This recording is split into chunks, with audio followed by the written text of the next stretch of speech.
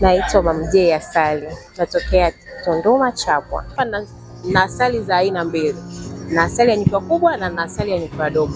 Hii ni asali ya nyukiwa kubwa ambayo bei yake shilingi 5,000 kwa nusu, kwa hiyo chupa ni shilingi 12,000. Lakini hii hapa ya nyukiwa dogo, hii hapa chupa ni shilingi 30,000 na hii hapa ni shilingi 15,000.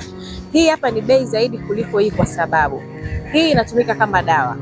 Yaani hii asali ya nyuki dogo, kwanza upatikanaji wake ni mgumu, inapatikana kwa kiwango kidogo kwa sababu nyuki wanaotumia kuitengeneza hii asali huwa ni makundi yao ni madogo madogo, na wanakuwa na uandaaji, wanatengeneza kidogo kidogo, tofauti na hii.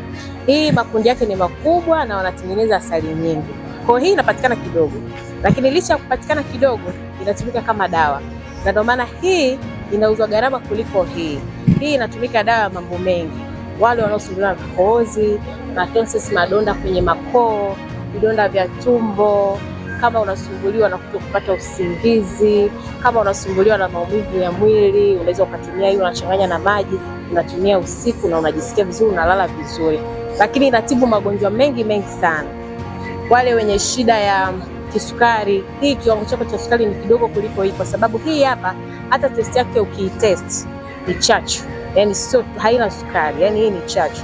Kwa hiyo hii, wale wenye matatizo ya kisukari wanashauriwa sana kutumia asali ya nyuki dogo.